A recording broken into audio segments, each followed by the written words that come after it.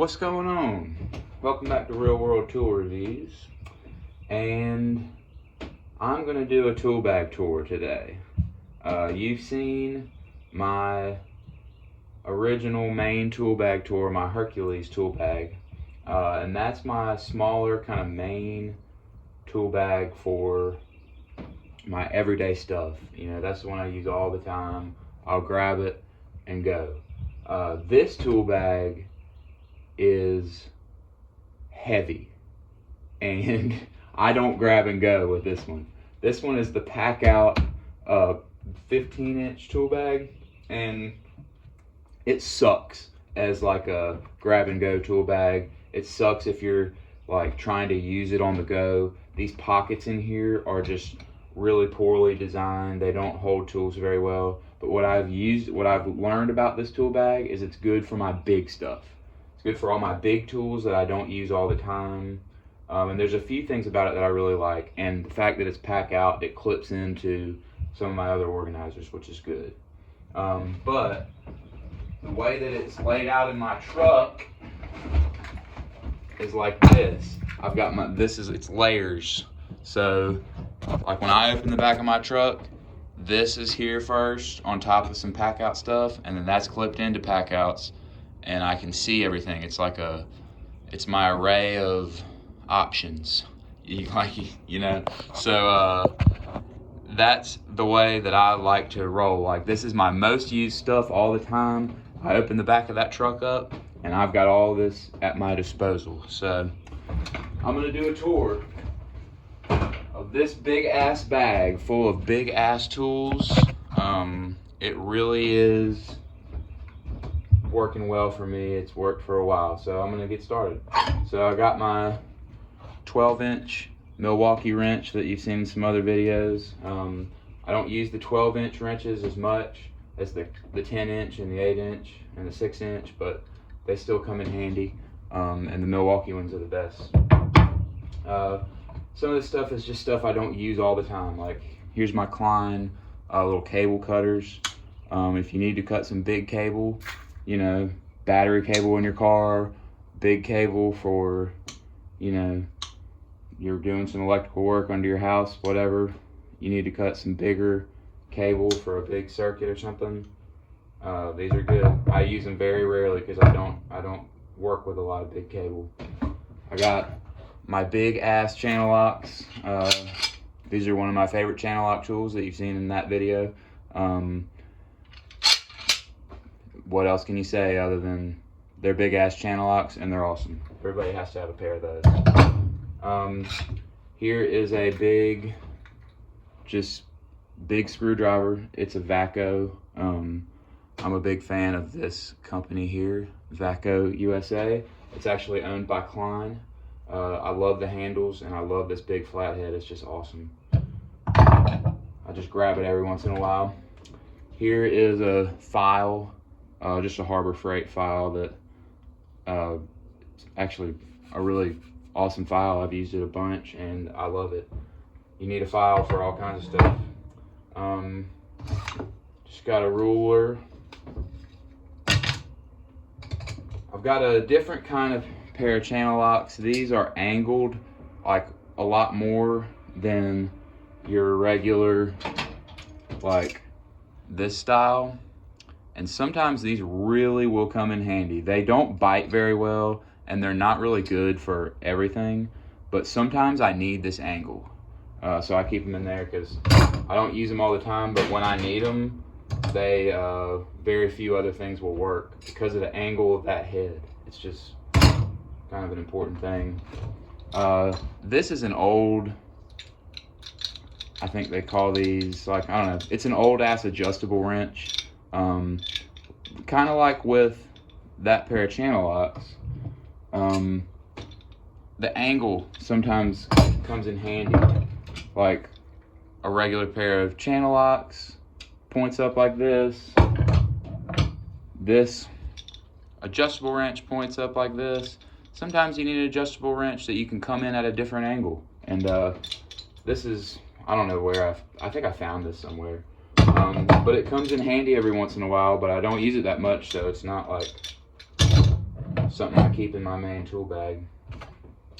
Here is a little saw. I've got like the hacksaw that I use the most. The small hacksaw I use the most is this one, but sometimes you need a smaller blade, and I'm a fan of having options.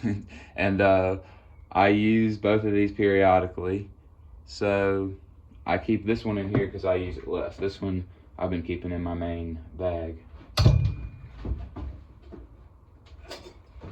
And then I've got a big pair of snips for cutting like vinyl siding or anything that needs some cutting.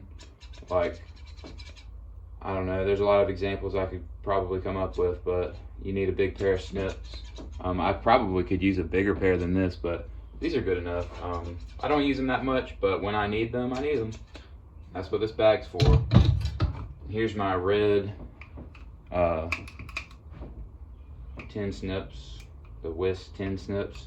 I like the red ones the best. I don't use them a lot. Like I said, that's what this bag is. I don't use them a lot, but when I need them, I need them.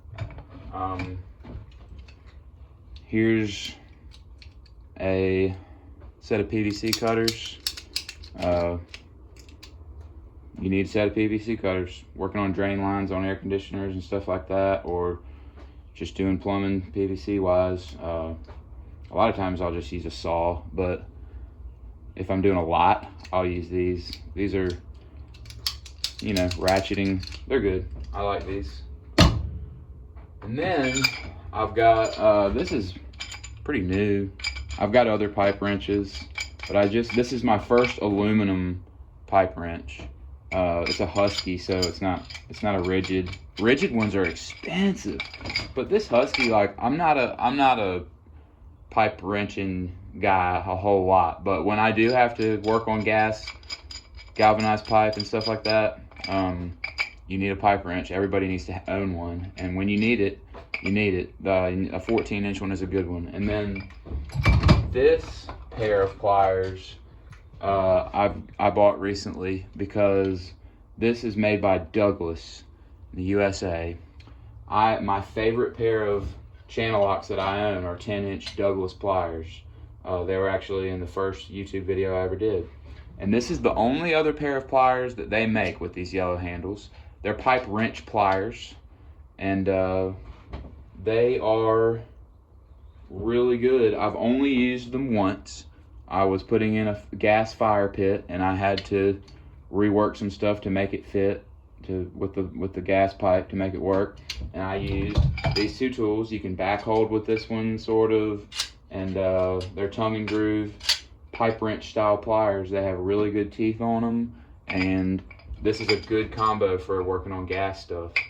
And these are just a badass pair of channel locks too. Like, they, you know, you can really get a lot of leverage with these. It's a unique style, and that's a lot of what this bag is. You know, look at that. It's kind of a cool design. This bag is my tools that just are gonna come in handy one day. Don't use them every day, but it's the stuff that I want to have with me in case I need it. And then here's some 12-inch round jaw channel locks. I'm not a huge fan of this style of jaws on channel locks, but these ones sometimes will go around a round pipe really well. You know, they're in this bag because I don't use them that much, but they do come in handy. And I've got a big pair of vice grips. You know, you need some big vice grips. Here's a cold chisel I use for mostly like concrete stuff, and you know, every once in a while you just need to have a combo like this to get some shit done. So now that I pulled that out and I've got it in my hand, just a East Wing mini sledge, 3-pound sledgehammer. This is kind of obviously You know, this is on my big hammer and other big tool side. Fits down in there good. This side of the bag is open. So, you know, you got to have a little sledgehammer. One thing that's cool about this tool bag is it's got a place. God dang. Thing is, well, maybe it's not so cool. It's hung up in there. It's supposed to be made for a drywall saw, but it is caught like a motherfucker.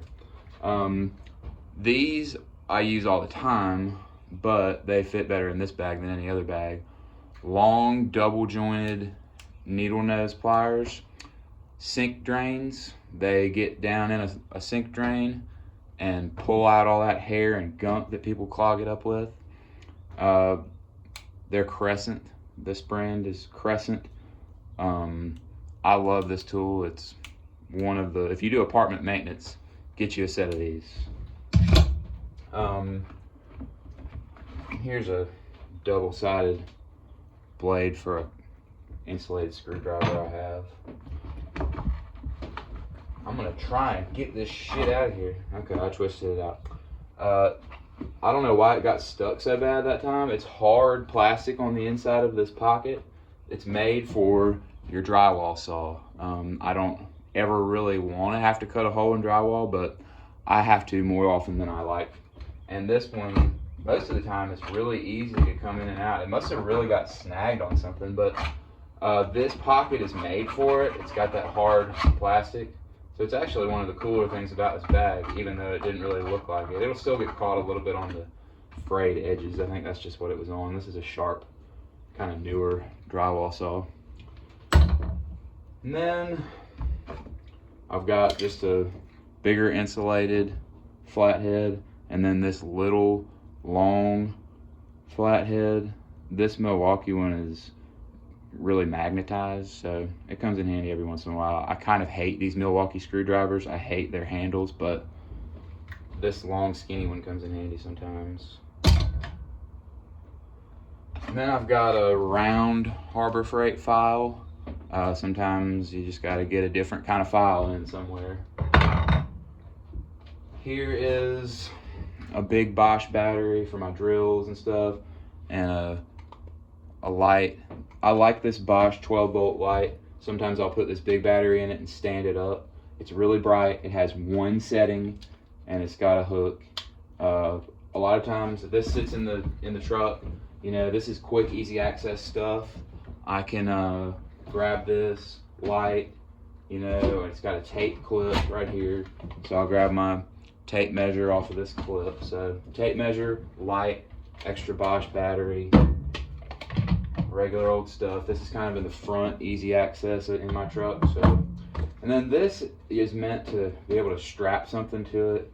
I don't use that. I'm gonna turn this beast around. This is the open side, so it's good for big stuff. And I've got big stuff in it, laying in here. This is a brand new sledgehammer that somebody gave me yesterday. And it was kind of like the in-between of hammers. Like, it's the biggest hammer I've got in here now. But this was my only kind of sledgehammer in here. This is a longer 4-pound sledgehammer. So I figured I'd just keep it in here. Sometimes a sledgehammer is just what you need. Here's my hacksaw. This is my Stanley hacksaw. Had this a few years. It's really good. It's a hacksaw. Hacksaws are one of those things that it's like really hard to store anywhere, but this is a good place for stuff like this. Here's my big ass channel lock 18-inch wrench. That's in another video. I have used it once since I bought it. I bought it a few weeks ago, and I used it to tighten on a PEX fitting onto, like an adapter onto a nipple for a hot water heater. And I mean, this thing made it super easy. It was awesome. Here is my new long 1/2-inch ratchet. I got this a while ago and I haven't even used it yet because I pretty much just use a long 1/2-inch ratchet for one thing, and that is taking out tub drain shoes when the wings are broken out. So grab this.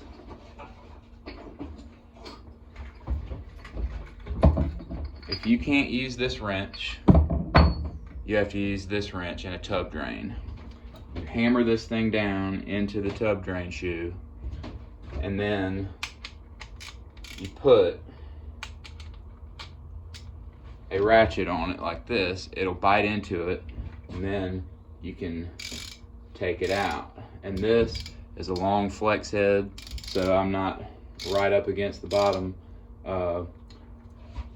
I had a real shitty, short, terrible 1/2-inch ratchet I was using.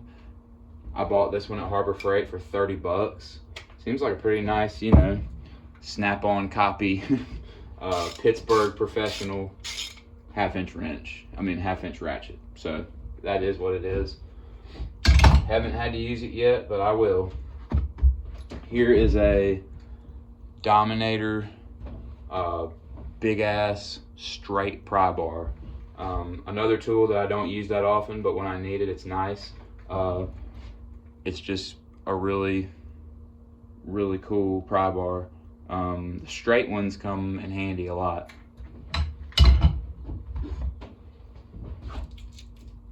Here's a big East Wing 28 ounce framing hammer. Goes without saying. Sometimes you just need a big beast. I have a bunch of other smaller hammers that I use more. And then the last thing is this East Wing rubber mallet. It's a good one. You need a rubber mallet. And then here is, just because it has this nice little protective pouch, an Ugly's electrical reference book. This helps me out sometimes. Every once in a while, it's nice to just have a little bit of electrical knowledge in a little book to help you in a pinch. So this bag is good for what I use it for, because it has this big open area where I can put my big tools. It's got this little zipper pocket too that's pretty much useless. It's only that deep. The thing about this tool bag that sucks is these pockets. They're just terrible. Like, there's too many of them, and they don't all, you can't, let me get some light on. Once you start putting stuff in this, they don't fit well. It just doesn't work out as an organization of tools. I just hate these pockets. A lot of people have said the same thing. But man, are they stupid. And I don't know, I just can't stand them. But if they're good for big tools, just stuff it in there. Don't worry about the pockets. Just lay it out where it's all standing up, and it'll work out good for you. And this open side is great for big stuff. So that's the tool bag tour of this Packout bag. This is my big ass tools that I don't use, specialty tools that I don't use every day. So that's just the next in line of tool bag tours for my truck setup. I hope you enjoyed it. Thanks for watching.